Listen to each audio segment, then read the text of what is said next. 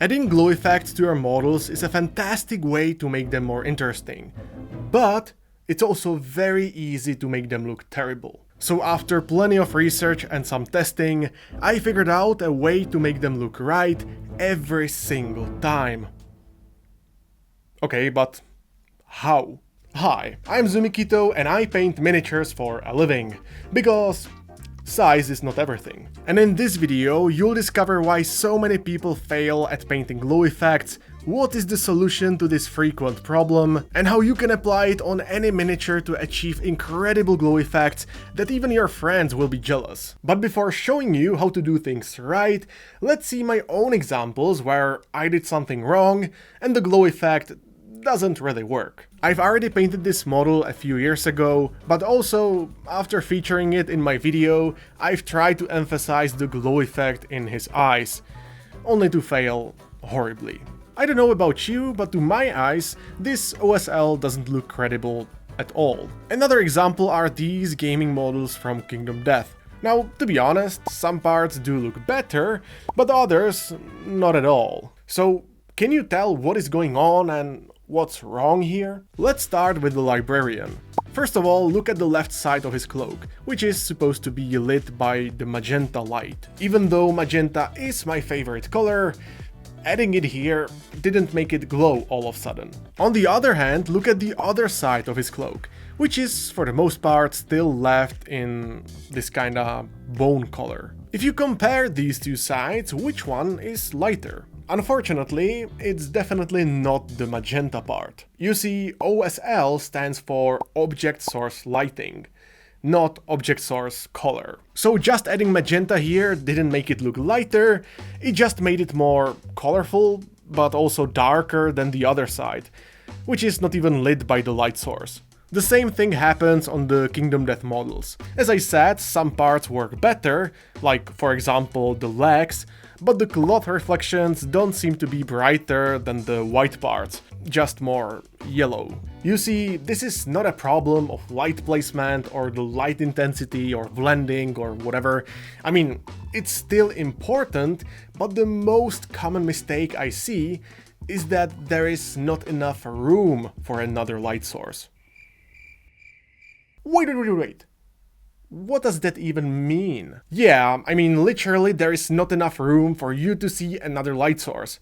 Just like you don't see that I am lit by a blue light at this very moment. No, seriously, look! Ta-da!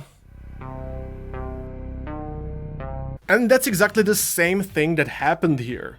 Since we had a strong general light on the librarian and he's pretty bright as it is, adding the magenta didn't make it appear glowy. There was too much light as it is, and therefore painting more light is problematic. This is especially bad on the parts that are close to white, like the little white cloths on the Survivor miniatures. On the other hand, painting glow effects on darker models is significantly easier. Just look at this Hela model I painted some time ago. This is because when the surface is darker, even subtle hints of glow are clearly visible. The mistake of not having enough room for another light source is so common that some people start painting the glow effect first and then paint the rest of the model. I don't necessarily like this approach, but it's easy to see why people do like it. Okay, so now we know the biggest problem when it comes to painting glow effects.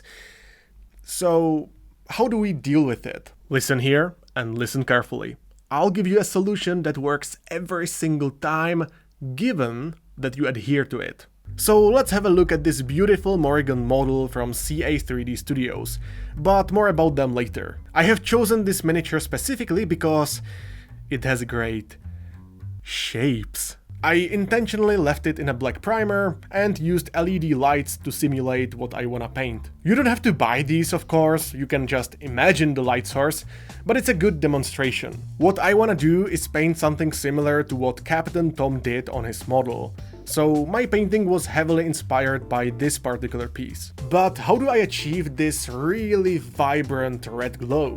Well, the thing is, the red doesn't have to be too vibrant, it's just that everything around it has to be darker.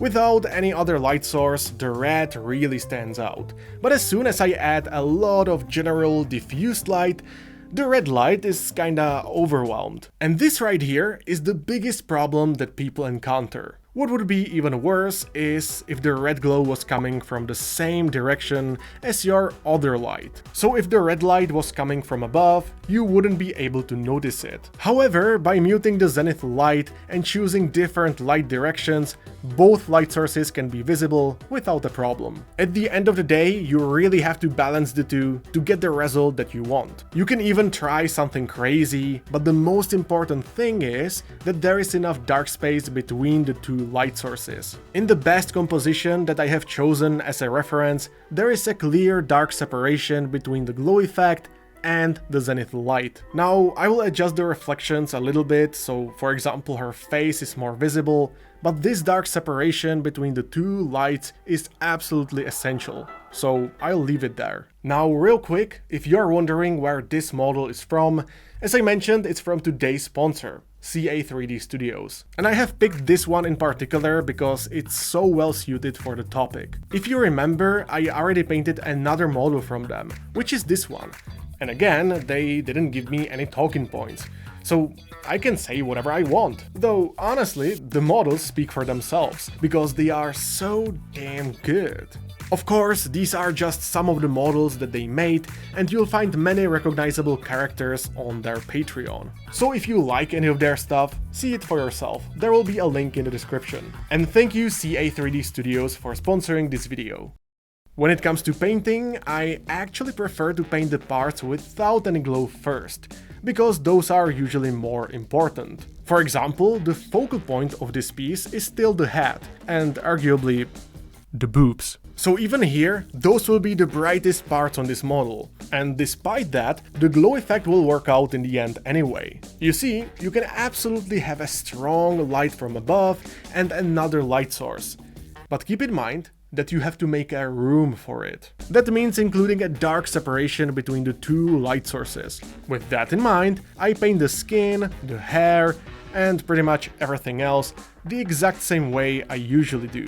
It's the same method that I am using in most of my videos, but you can paint it however you want. But there is one big difference. That difference is that I leave a lot of space that won't be painted at all.